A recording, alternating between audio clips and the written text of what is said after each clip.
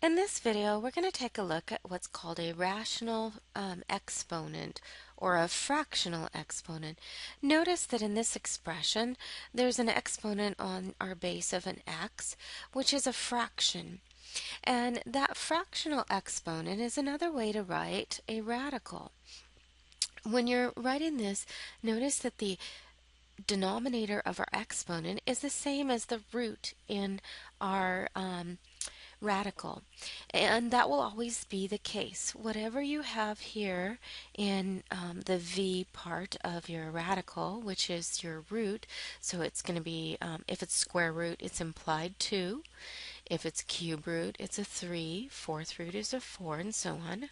That will correspond to what you have in the denominator of your fraction on your exponent. Notice also that the exponent that we have on our base here, that is a whole number, it's not a radical or anything, that's the numerator that we have up here. So whatever you have on your actual thing that's being raised to a power is going to go to the top of our fraction. Now, this can be written another way. Notice that if you take a look at just our x to the m over n, that's m over n is the same thing as m times 1 over n. So we can rewrite this as x to the m raised to the 1 over n. Because when you have a power to a power, you multiply these exponents, and when you multiply m times 1 over n, you multiply straight across, and you get back to what we have right here.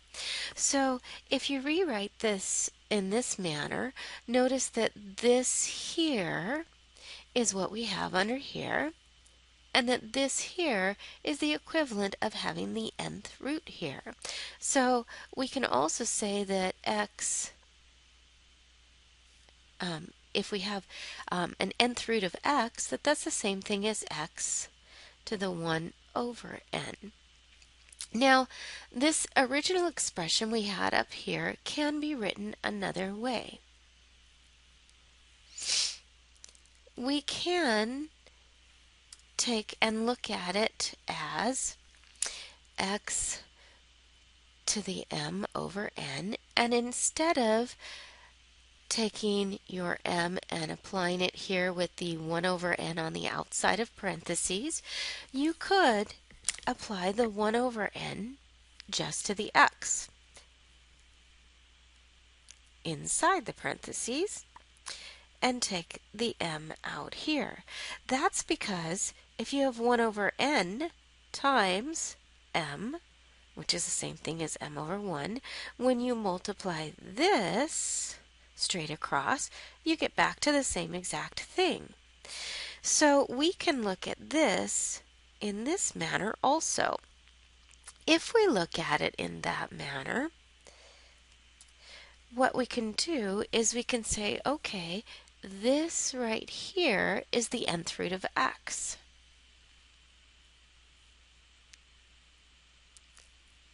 And it is being raised to the mth power out here. So we need an m out here.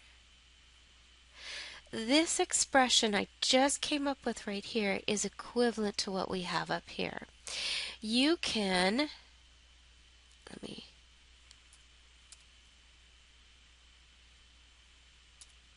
get rid of these here. You can write things as we have in this original part up here, or you can write things in this manner that we have over here, because this, oops, I need an X there.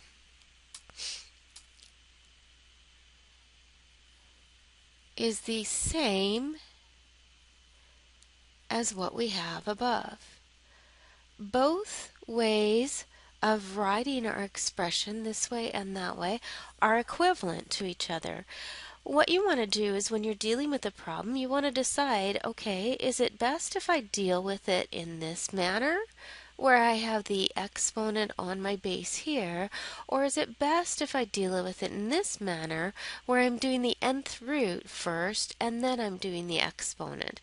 Both ways get you to the same answer, but one of them might be easier because it keeps your numbers smaller. Now let's take a look at an example of a problem so you can see that happen. We're going to deal with this problem here. We're going to have 8 to the 2/3. And let's say that you are supposed to calculate this and not use a calculator. Well, let's first deal with it using the way the rule is written up here. If we do that, that means that we're going to have the exponent on the 8. So this 2 here is the exponent. It's going to go on the 8. And then we're going to do the cube root because the root is on the outside in this one. So when we do that, that looks like this. Cube root of 8 squared. Then we can say, okay, well I know 8 squared. 8 squared is 64. So this is cube root of 64. And then you can say, okay, I have to now do the cube root of 64.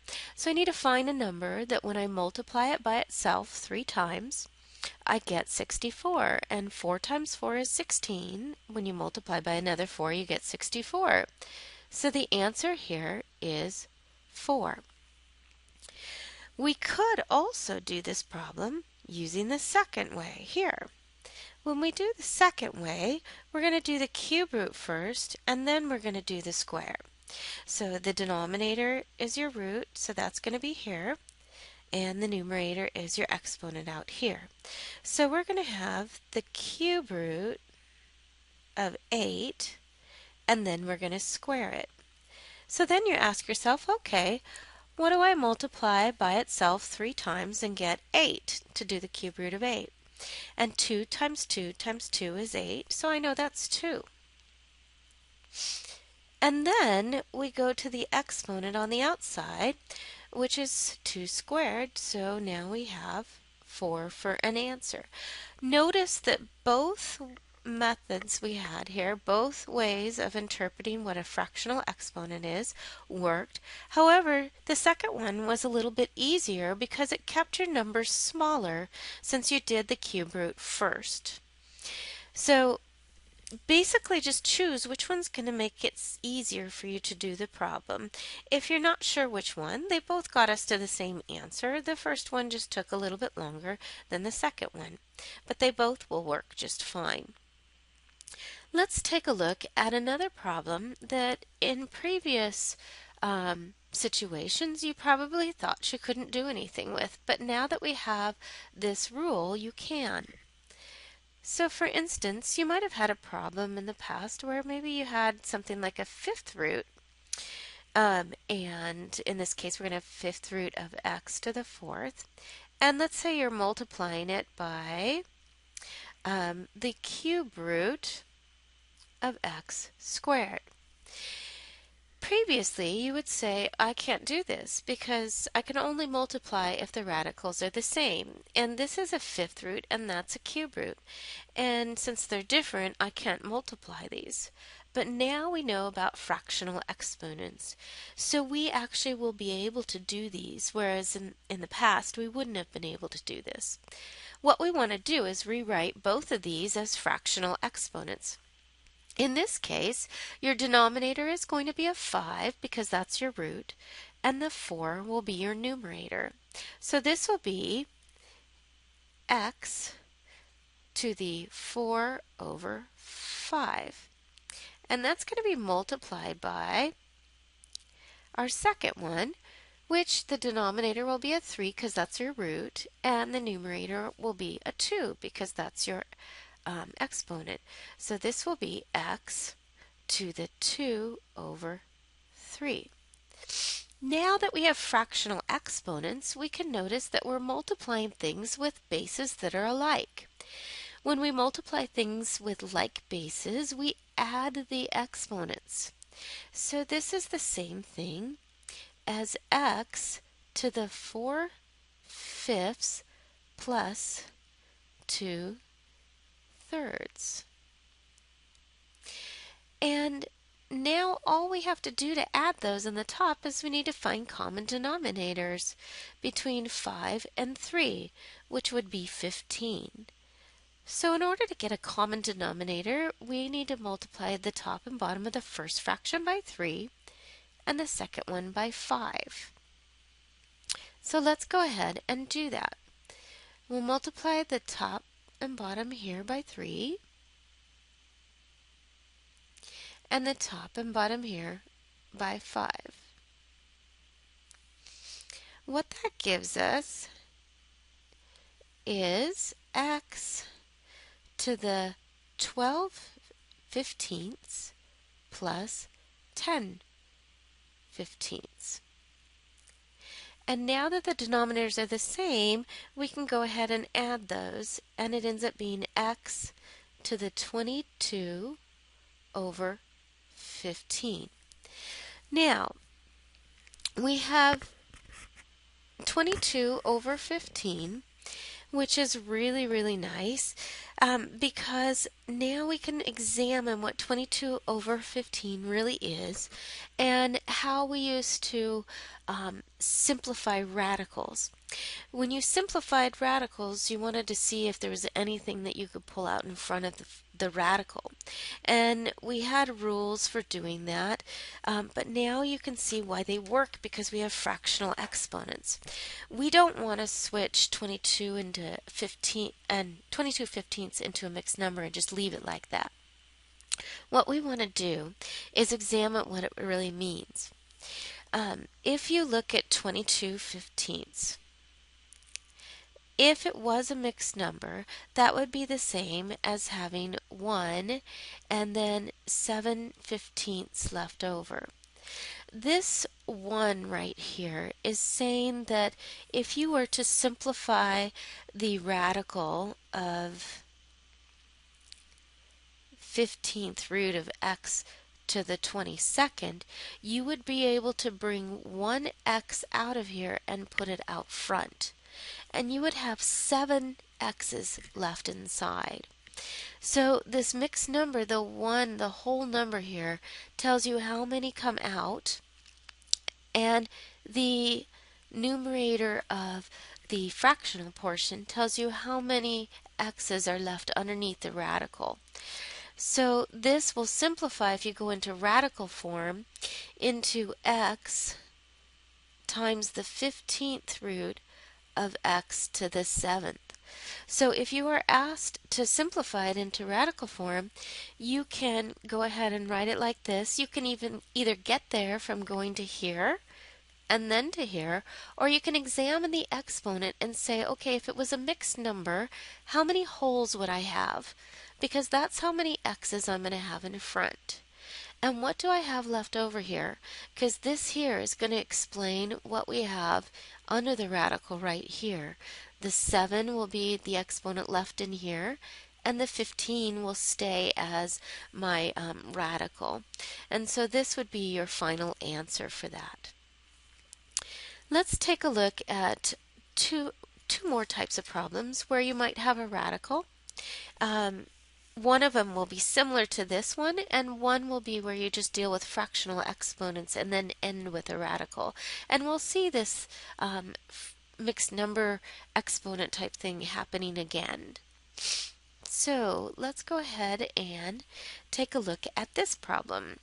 This one's going to start out with some fractional exponents, and you'll see how we use our exponent rules along with our fractional exponents to get to our solution.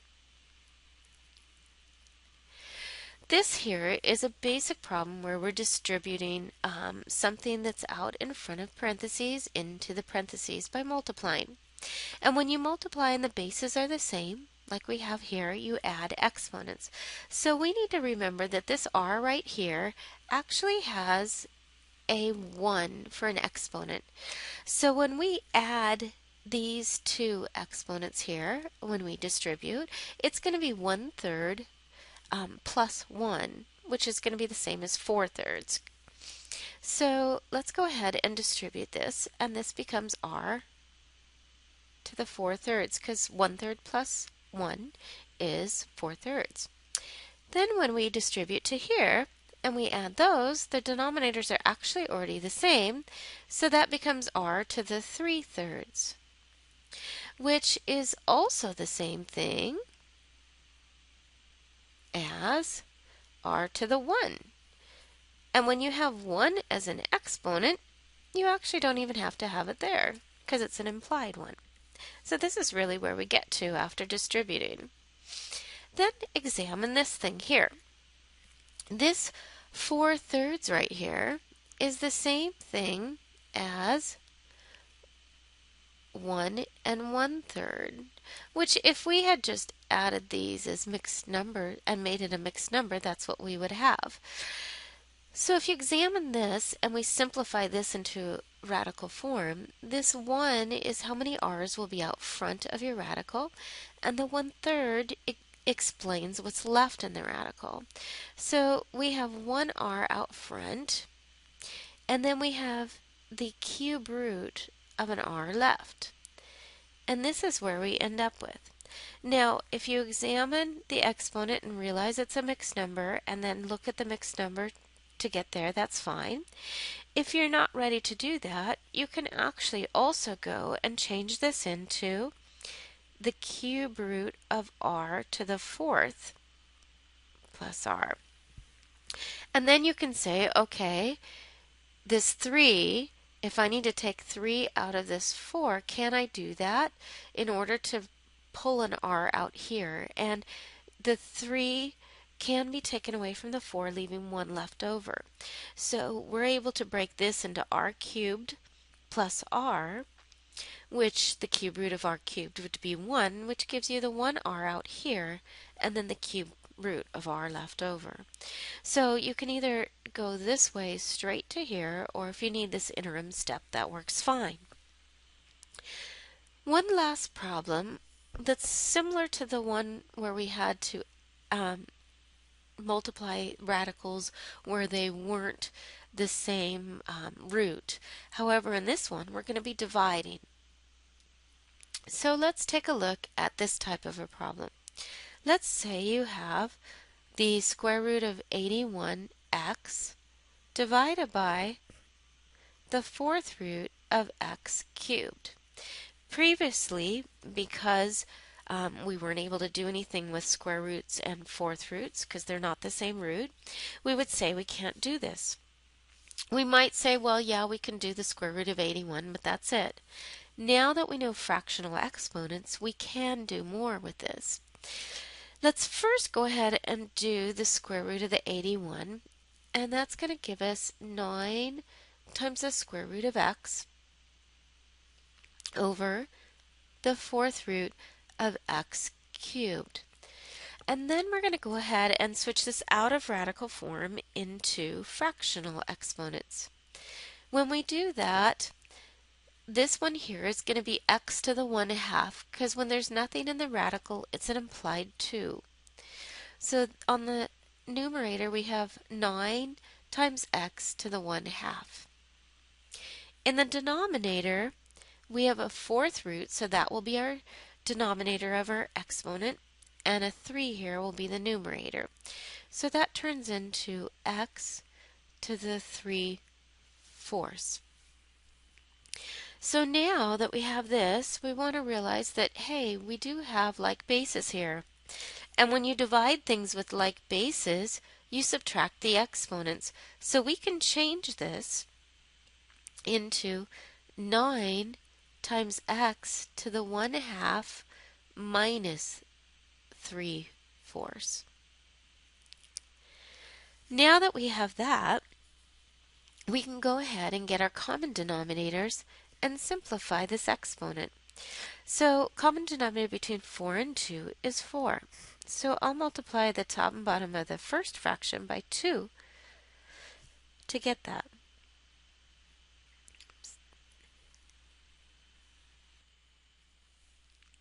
So when we multiply this right here, 2 times 1 will be 2 there, and we'll have a 4 in the denominator.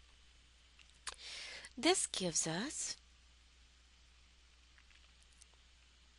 9 times x to the 2 fourths minus 3 fourths.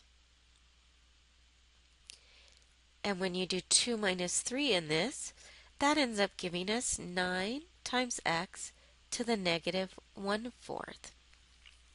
We can now use our negative exponent rule to go ahead and move this x to the negative 1 fourth to the denominator of our situation.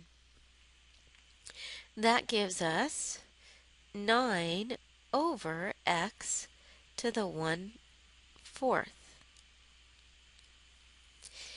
So we can switch that 1 fourth back to a radical, and your final solution is 9 over the 4th root of x. And that would be your final answer right here, simplifying that original problem.